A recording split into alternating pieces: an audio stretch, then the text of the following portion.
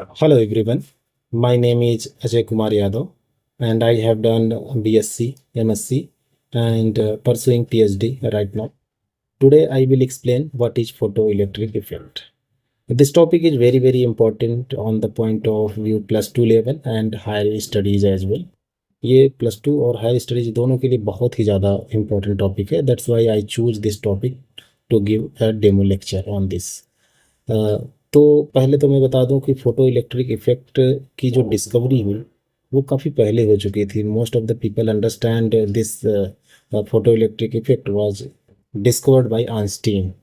That was explained by Einstein, not discovered by Einstein. Before him, hertz actually इसको discover करते हैं और experimental work जो हुआ था इसके ऊपर और एक्सपेरिमेंटली इसको डिस्प्ले जिसने किया था लेनार्ड और हॉलवास्ट ने, लेकिन वो भी एक्सप्लेन नहीं कर पाए थे. Then in 1905 Einstein came in picture and he explained this and gave a equation as well. और on the basis of his equation photo electric effect बहुत प्रॉपरली जो है एक्सप्लेन किया जा सके और इसके लिए उन्हें 1921 में नोबेल प्राइज़ भी मिला. तो देखते हैं कि फोटो इलेक्ट्रिक इफेक्ट पहले होता क्या है और इसके बारे में थोड़ी सी जानकारी और इकट्ठा करेंगे कि क्यों ये होता है और कैसे क्या इसकी एलिजिबिलिटी है होने के लिए. इन सारी चीज़ों को हम डिस्कस करेंगे. तो पहले तो इसका डेफिनेशन ही देख लेते हैं. When a beam of light of suitable frequency, this is very important, suitable frequency and a metal surface, electrons are emitted or ejected from the surface of the metal material. This phenomena is known as photoelectric effect. बिना suitable frequency की आप दिन भर इस पे एक light गिराते रहिए, इस मेटल से इलेक्ट्रॉन नहीं इमिट होने वाला. जब तक कि एक सुटेबल फ्रीक्वेंसी की एनर्जी की एक इंसिडेंट नहीं होगी लाइट, तब तक यहाँ से इलेक्ट्रॉन्स नहीं जो है इमिट होने वाले हैं. और ये जो इलेक्ट्रॉन इमिट होते हैं, ऐसा नहीं कि वो कोई भी रैंडम इलेक्ट्रॉन हो सकता है. वो अपर मोस्ट इलेक्ट्रॉन होगा जो सरफेस के सबसे ऊपरी वाले हिस्से पे होगा, वही होगा. और इस तरीके इस फिनोमेना को, ये जो इंसिडेंट लाइट है और इंसिडेंट होने की वजह से जो इलेक्ट्रॉन इमिट हो रहा है, ये जो फिनोमेना है, इस पूरे फिनोमेना को फोटो इलेक्ट्रिक नाम दिया गया है. और जो इलेक्ट्रॉन इससे इमिट होता है उसको बोला जाता है फोटो इलेक्ट्रॉन्स. तो इसके सेटअप के बारे में देखते हैं थोड़ा सा. इसका जो सेटअप है ये इस पिक्चर में आपको दिखाया गया है. मैंने पीपीटी का हेल्प लिया है ताकि आपको ज़्यादा बेहतर तरीके से इस टॉपिक को समझा जा सके. तो ये एक कैथोड है, इधर कैथोड है, इधर एनोड है. एक वोल्टेज से इसको कनेक्ट कर दिया गया है. और ये लाइट किस पे गिराई जाती है? कैथोड पे. कैथोड पे जब लाइट, एक सुटेबल लाइट जो सुटेबल फ्रीक्वेंसी की लाइट है, वो जब कैथोड पर गिरती है तो उसे इमीटर बोला जाता है. ये इमीटर भी कई बार नाम भी पूछा जाता है, what is emitter in photo electric effect. दो then you have to be very clear which, क्योंकि कौन सा इंस्ट्रूमेंट का कौन सा पार्ट क्या कहा जाता है, कई बार उससे भी क्वेश्चंस आते हैं. तो उसको भी थोड़ा सा क्लियर होना जरूरी है. Photoelectrons are emitted and move towards the anode. और जब यहाँ से इलेक्ट्रॉन निकलते हैं तो वो सीधा एनोड की तरफ जो है बढ़ते हैं. और ये जो वोल्टेज है, ये वोल्टेज इस इलेक्ट्रॉन निकलने की जो एक क्रिया है, इसको बढ़ाया जा सकता है, इसको कंट्रोल करती है. ओवरऑल अगर कहें तो ये वोल्टेज से हम इलेक्ट्रॉन को कंट्रोल कर सकते हैं. कैसे कंट्रोल कर सकते हैं कि अगर इस वोल्टेज को बढ़ाया जाएगा और ये जो पॉजिटिव एनोड है, अगर वहाँ पे पोटेंशियल बढ़ता है, the current increases with increasing positive potential on the collector. अगर इसके पॉजिटिव पोटेंशियल के को बढ़ाया जाएगा कलेक्टर पे, तो इसकी इलेक्ट्रॉन जो इमिट हो रहे हैं उनकी संख्या बढ़ेगी. लेकिन अगर इसको कम किया जाएगा तो ये यहाँ पे इनको थोड़ा सा रिपेल करने लगता है और ये इलेक्ट्रॉन जो यहाँ पहुँच जाते हैं बड़ी आसानी के साथ, वो अब उतनी आसानी के साथ उतनी इजीली यहाँ पे नहीं पहुँच पाएंगे. द रिपेल इलेक्ट्रॉन्स, और इन इलेक्ट्रॉन्स को रिपेल करता. और एक समय ऐसा आता है कि जो इसको यहाँ पे रोक देता है, तो उस समय जो पोटेंशियल होता है उसको स्टॉपिंग पोटेंशियल बोला जाता है. ये जो पोटेंशियल होगा जिससे ये इलेक्ट्रॉन जो निकल के यहाँ पहुँच रहे थे, उस पोटेंशियल पे, क्योंकि ये रिपेल करेगा, अगर इसके नेगेटिव किया जाएगा, अगर बढ़ाया जाएगा तो इलेक्ट्रॉन्स बढ़ेंगे. और जो जो यहाँ पे इलेक्ट्रॉन्स यहाँ तक पहुँच रहे थे, वो इलेक्ट्रॉन्स यहीं बीच में ही रुक जाएंगे, या फिर ये इलेक्ट्रॉन यहाँ पे पहुँचने में असक्षम हो जाएंगे। When the negative potential on collector is increased further, more made more negative to a certain voltage V naught, no photoelectrons reach the collector at this potential।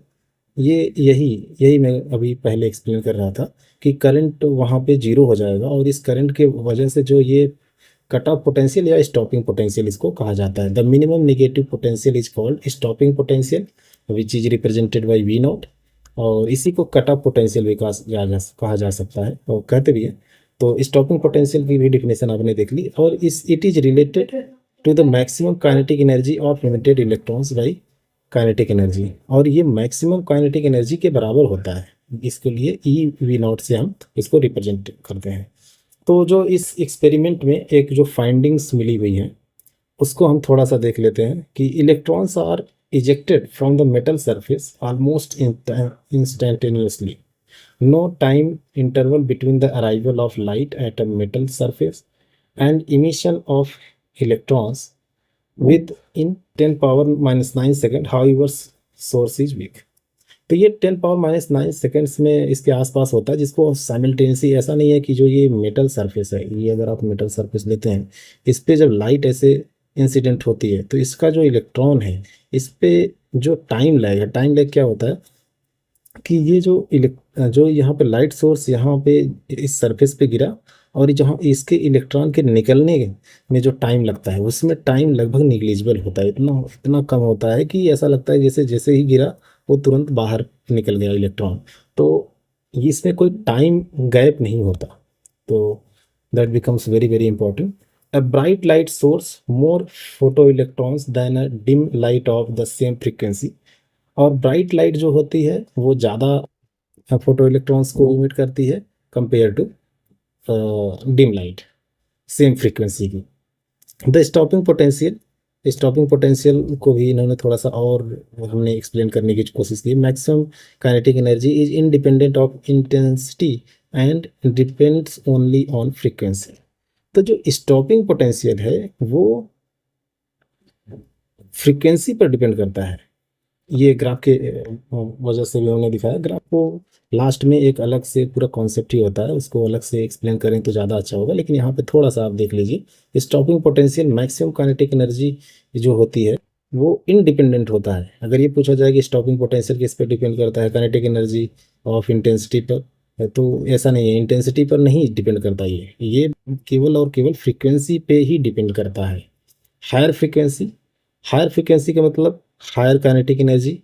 तो हायर काइनेटिक एनर्जी देखिए यहाँ पे जो ग्राफ की वजह से दिखाया गया है। तो आप इन दो ग्राफ को अगर अच्छे से कर लेंगे तो ये दोनों ग्राफ यही बातें कहते हैं। The current is independent of frequency of the incident radiation at frequency below a certain critical frequency no electrons are emitted, that is no emission occur for V naught. तो ये है कि अगर एक सुटेबल फ्रीक्वेंसी नहीं होगी तो वो इलेक्ट्रॉन को इमिट नहीं करेगा। ये आइंस्टीन के बारे में थोड़ा सा हमने इसमें ऐड किया है, क्योंकि बहुत बार कंफ्यूजन होता है, स्पेशली ऑब्जेक्टिव टाइप के क्वेश्चन जब आते हैं तो आइंस्टीन का ही नाम केवल आ जाता है। लेकिन अगर इसमें थोड़ी सी दो चीज़ें हम और ऐड करें, डिस्कवरर कौन थे, डिस्कवरी किसने की थी, डिस्कवरी की थी हर्ट्ज ने। और एक्सपेरिमेंटल वर्क जो इस पे हुआ था पहली बार किसी के द्वारा, तो ये लेनार्ड और हॉलवॉस्ट एंड हॉलवॉस्ट प्लस। तो इन दो लोगों ने इसके बारे में पहले काम किया था आइंस्टीन के। तो लेकिन हम यहाँ पे केवल क्योंकि इनका काम केवल डिस्कवरी और थोड़े से एक्सपेरिमेंटल था, यहाँ पे वो ज़्यादा रिलेवेंट नहीं है। तो आइंस्टीन ने फोटो इलेक्ट्रिक इफेक्ट को थियरेटिकली एक्सप्लेन किया 1905 में, क्योंकि फोटो इलेक्ट्रॉनिक इफेक्ट वो फिनोमेना है लाइट का जो पार्टिकल नेचर को डिस्प्ले करता है। अभी तक जो हमारे पास अदर नेचर थे लाइट के, तो रिफ्लेक्शन, रिफ्रैक्शन, इंटरफेरेंस, वो वेव नेचर को रिप्रेजेंट कर रहे थे। लेकिन पहली बार ऐसा हुआ कि फोटो इलेक्ट्रिक इफेक्ट के द्वारा पार्टिकल नेचर को जो है लाइट के पार्टिकल नेचर को एक्सप्लेन किया गया। हालांकि और भी फिनोमेना हैं जैसे हॉल इफेक्ट और कॉम्पटन इफेक्ट, ये भी, लेकिन पहली बार किसी ने अगर इस पार्टिकल नेचर को एक्सप्लेन किया था लाइट के, तो वो था photo electric effect. Einstein quantum theory of photo electric effect, और ये वही बातें लिखी गई हैं कि in 1905 Einstein realise that photo electric effect could be explain if assume that light is quantised. ये क्वांटाइज्ड फॉर्म में चलता है, Q equal to n e, जैसे होता है चार्ज क्वांटाइज होता है, ऐसे ही लाइट भी क्वांटाइज्ड होकर के चलता है। और लाइट ऐसा नहीं कि आधा पैकेट लाइट, 3.5 लाइट, ऐसा नहीं, क्वांटाइज्ड फॉर्म में जो है लाइट ट्रेवल करता है। और वो, और इसी दिस क्वांटा और पार्टिकल्स आर कॉल्ड फोटॉन, और इसी को फोटॉन्स भी कहा जाता है। आइंस्टीन हाइपोथेसिस जो उन्होंने एक्सप्लेन किया, जो पीछे वाली बात को भी ये भी रिपीट करते हैं कि energy is quantize rather than a continuous wave. तो इन्होंने कहा कि जो ये पार्टिकल ऐसे ऐसे ट्रेवल करता है, तो ये क्वांटाइज्ड फॉर्म में ट्रेवल करता है, ना कि एक कंटिन्यूअस वेव जैसा है। ये कंटिन्यूअस नहीं है, ये एक एक पार्टिकल की तरह। तभी जैसे ही एनर्जी इस क्वांटा, जैसे मान लीजिए यहाँ पे 2 जूल इस क्वांटाइज्ड लाइट के पास एनर्जी थी, और यहाँ पे जो इलेक्ट्रॉन है एक सरफेस पर, और यहाँ से देखिए, यहाँ पे अगर 2 जूल की लाइट यहाँ पे पड़ती है, तो ये 2 जूल एक क्वांटाइज्ड फॉर्म में लाइट इस सरफेस पे पड़ती है, और यहाँ से जो इलेक्ट्रॉन निकल जाता है, अगर 2 जूल में इसको निकलना है, अगर इसकी सुटेबल फ्रीक्वेंसी है, तो ये एक क्वांटाइज टू टू जूल में ही आएगी। ऐसा नहीं होगा कि हाफ में आएगी, इसमें आएगी, ये ऐसा नहीं होता। अगर इस लाइट के पास 2 जूल है तो मतलब 2 जूल ही होगा, कि हर इसके पार्ट का जैसे ही यहाँ पे पड़ेगा ये बाहर निकल जाएगा। तो ऐसा नहीं कि यहाँ पे आधा यहाँ, आधा यहाँ, आधा यहाँ, ऐसा 4 पार्ट में वो होकर के नहीं आते। हर लाइट के पास एक जो क्वांटाइज्ड एनर्जी होती है उस फॉर्म में वो ट्रेवल करती है, और इसी वजह से फोटो इलेक्ट्रिक इफेक्ट होता है। और जो इमिशन है फोटो इलेक्ट्रॉन्स का, उसमें कोई टाइम लैग नहीं होता। टाइम लैग वही मैंने फिर बताया कि जब एक सरफेस पर लाइट पड़ती है और उस सरफेस से इलेक्ट्रॉन निकलने के बीच में कोई भी टाइम गैप नहीं होता। लैग का मतलब गैप, कोई भी गैप नहीं होता। All photons of frequency new have the same energy. सभी फोटॉन्स के पास सेम लाइट, अगर सेम सोर्स से आ रही है तो उसकी सभी एनर्जी सेम होगी। ऐसा नहीं हो किसी का आधा है किसी का 1.5 है, ऐसा नहीं होगा। So changing the intensity of monochromatic light beam will change the number of photo electrons but not their energy. तो फोटो इलेक्ट्रॉन्स को उसको कंट्रोल किया जा सकता है, लेकिन ऐसा नहीं कि इसकी एनर्जी को कम ज़्यादा किया जा सकता। The higher the frequency the higher the photon energy. तो जितना फ्रीक्वेंसी ज़्यादा होगी किसी भी लाइट की, उसकी एनर्जी उतनी ही ज़्यादा होगी, क्योंकि ये एक इक्वेशन भी आपको याद रखना चाहिए, H बराबर एच न्यू। ये इसको और भी थोड़ा सा इलेबरेट करके लिखते हैं। न्यू की वैल्यू क्या होती है, C/λ। What is the meaning of critical frequency nu naught below which no photo electrons are emitted? ये एक्टिविटी क्या क्या होती है, तो वही अब इसको हम थोड़ा सा मैथमेटिकल फॉर्म में कन्वर्ट करने की कोशिश करते हैं। There must be a minimum energy for an electron to escape from a particular metal surface. This energy is called the work function. तो जो मिनिमम एनर्जी होती है किसी भी मेटल, जैसे मान लीजिए ये मेटल सरफेस है और इस पे इलेक्ट्रॉन्स लगे हुए हैं, इन इलेक्ट्रॉन्स को निकालने के लिए जो मिनिमम एनर्जी होगी वही वर्क फंक्शन है। तो वर्क फंक्शन को हम कैसे लिखते हैं, वर्क फंक्शन को फाई से रिप्रेजेंट किया जाता है, और इसको एच न्यू से, एच न्यू नॉट बोला जाता है। तो जो मिनिमम एनर्जी है किसी भी मेटल सरफेस की, उसको ही वर्क फंक्शन बोला जाता है। जितनी एनर्जी किसी इलेक्ट्रॉन को निकालने के लिए चाहिए, मिनिमम एनर्जी, मैक्सिमम एनर्जी नहीं, मिनिमम। यहाँ पे minimum word is very very important.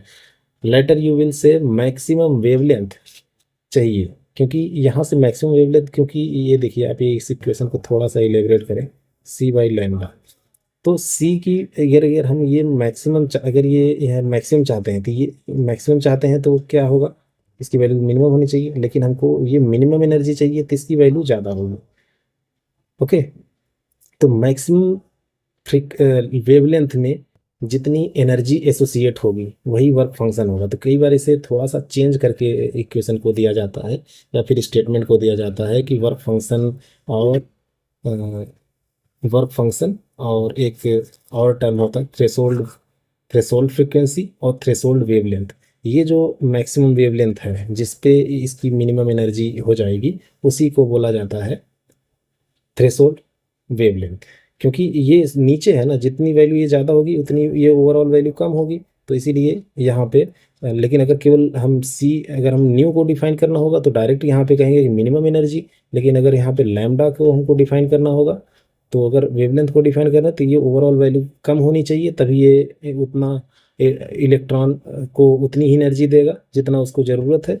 इसी वजह से यहाँ पे मैक्सिमम वेवलेंथ होता है। तो वो मैक्सिमम वेवलेंथ जिस पे इलेक्ट्रॉन रिमूव हो जाए अपने इलेक्ट्रॉन सरफेस से, उसको बोलते हैं थ्रेशोल्ड वेवलेंथ। लेकिन यहाँ पे मिनिमम एनर्जी चाहिए जितने से वो इलेक्ट्रॉन उस सरफेस से बाहर निकल जाए, उसको वर्क फंक्शन भी बोला जाता है। और वो फ्रीक्वेंसी, एसोसिएट फ्रीक्वेंसी को हम बोलते हैं थ्रेशोल्ड फ्रीक्वेंसी। तो दो टर्म यहाँ पे बहुत आप आई होप कि क्लियर हो गया होगा।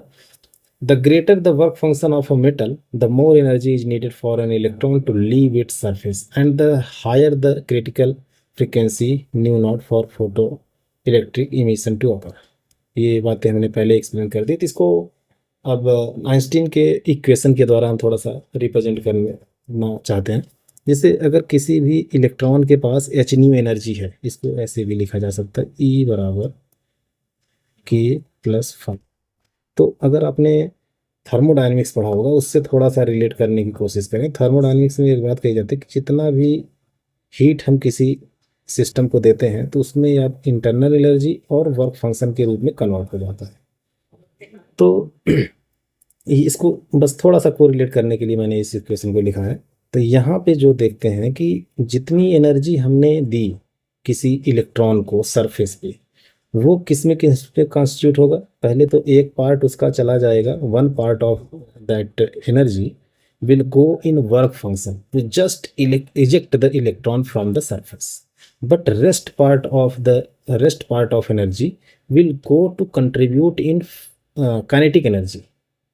मान लीजिए यहाँ पे हमने 10 जूल की एनर्जी दी और 8 जूल हम इसको केवल इजेक्ट करने में लग जाता है, तो जो 2 जूल की एनर्जी बचेगी वो काइनेटिक एनर्जी में जाएगी। तो यही पूरा ये इक्वेशन लिखा गया है। I hope I am clear on this. Where h nu is photon energy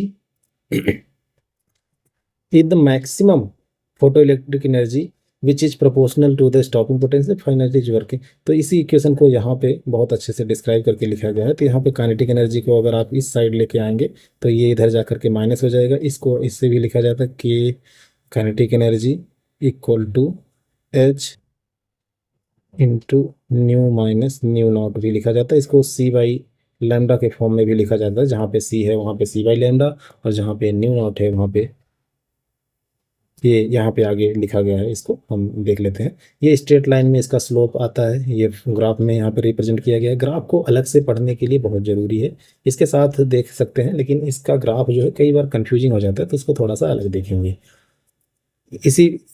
ये y equal to MC plus ये इसी चीज़ को लिखा गया है यहाँ पे। और यहाँ पे फिर देखिए न्यू नॉट ई को इस साइड भेज दिया गया है, C by lambda C by lambda naught, और इसको यहाँ पे। ये इक्वेशन बहुत ज़रूरी है। कई बार न्यूमेरिकल्स में कैसे सवाल पूछे जाते हैं, कई बार इसकी वैल्यू देगा और इसकी वैल्यू दे देगा और ये पूछ लेगा, या फिर इसको हटा दीजिए केवल लैम्डा की वैल्यू देगा, ये पूछ लेगा। तो ये इक्वेशन, ये रिलेशन और ये इक्वेशन अगर आपको पता है और उनको कन्वर्ट करना आता है। एच क्या है? एच जो है प्लैंक कांस्टेंट है। तो आप बहुत आसानी से इसके न्यूमेरिकल्स, बहुत ही इजी न्यूमेरिकल्स होते हैं, और मैंने इन दोनों टर्म को पहले ही एक्सप्लेन कर दिया है कि थ्रेशोल्ड फ्रीक्वेंसी क्या होती है। The minimum energy of an incident light required to emit electron from a metal surface is known as threshold frequency. तो वही मैंने अभी जो यहाँ पे जो इक्वेशन लिखा हुआ था कि H new equal to K+5, तो 5 को क्या लिखा जा सकता है? 5 इक्वल टू एच न्यू। तो इससे जो एसोसिएटेड, क्योंकि ये क्या है, ये वो एनर्जी है जो इलेक्ट्रॉन को मेटल सरफेस से बाहर निकालने के लिए ज़रूरी है, और उसी के करिस्पॉन्डिंग जो फ्रीक्वेंसी होगी उसी को बोला जाता है threshold frequency. Minimum energy required by an electron to just leave the metal surface is known as work function. और इस ये वर्क फंक्शन यहाँ पे दोनों चीज़ें डिफर, और इसी के मैक्सिमम अगर हम देखें तो बस इतना ही। अब बहुत वीडियो लंबा होता जा रहा है, यहाँ पे क्वेश्चन आ गया, तो इतना ही था। हमने इसको हम थोड़ा सा समराइज कर लेते हैं कि हमने क्या क्या पढ़ा है। फोटो इलेक्ट्रिक इफेक्ट को हमने देखा कि कैसे फोटो इलेक्ट्रिक की फिनोमेना होती है। जब इलेक्ट्रॉन ऊपर से किसी मेटल सरफेस पे गिरता है तो वहाँ से जो इलेक्ट्रॉन निकलता है, इस पूरे फिनोमेना को हम फोटो इलेक्ट्रिक इफेक्ट कहते हैं। और जो इलेक्ट्रॉन्स निकलते हैं उसको फोटो इलेक्ट्रॉन्स बोलते हैं। ये एक एक्सपेरिमेंटल सेटअप था जिसमें एक कैथोड और एनोड होता है, और यहाँ पे लाइट इंसिडेंट होती है कैथोड पे, और इससे इलेक्ट्रॉन निकलते हैं और ये कैथोड की तरफ जाते हैं, कैथोड की तरफ जाते हैं, एनोड की तरफ सॉरी जाते हैं। और इसी एनोड के अगर हम पोटेंशियल बढ़ाते जाएं तो एक समय ऐसा आएगा जब इस पे इलेक्ट्रॉन्स आना बंद हो जाएंगे, जिसको हम कट ऑफ पोटेंशियल या फिर स्टॉपिंग पोटेंशियल बोलते हैं। और ये जो फिनोमेना होता है ये बहुत से स्पॉन्टेनियस होता है। लाइट का गिरना और इलेक्ट्रॉन का इजेक्ट होना ये इतना स्पॉन्टेनियस होता है कि इसमें कोई टाइम लैग नहीं होता, लगभग निग्लिजिबल होता है। और आइंस्टीन के इक्वेशन को भी हमने देखा कि आइंस्टीन ने इस पे 1905 में एक इक्वेशन दिया और जिसको अच्छे से एक्सप्लेन किया। बाद में इन्हें 1921 में नोबेल प्राइज भी दिया। और ये दो पॉइंट बहुत बहुत ज़रूरी है कि who discovered photo electric effect. तो फोटो इलेक्ट्रिक इफेक्ट जो ये है, फोटो इलेक्ट्रिक इफेक्ट, इसकी डिस्कवरी की थी हर्ट्ज ने। लेकिन इसको एक्सपेरिमेंटली पहली बार किसने दिखाया था, तो वो लेनार्ड और हॉलस ने दिखाया था। बट एक्सपेरिमेंटली किसने एक्सप्लेन किया, वो explanation was given by Albert Einstein in 1905 and for this he got Nobel prize in 1921। और ये जो पूरा एक आइंस्टीन, और आइंस्टीन इसके लिए बहुत फेमस है क्योंकि इसके आने की वजह से बहुत सारी टेक्नोलॉजी में चेंजेज हुई हैं। और पूरा एक तरीके से, और ई बराबर एम सी स्क्वायर, ये फार्मूला भी वहीं से आता है। तो ये इसका एप्लीकेशन बहुत ज़्यादा है। तो ये थोड़ा सा हायर स्टडीज़ के लिए ये पीपीटी बनाई हुई गई थी, लेकिन I tried to explain for +2 level as well. और तो आज के लिए बस इतना ही। I hope I will be in the list, so thank you for this.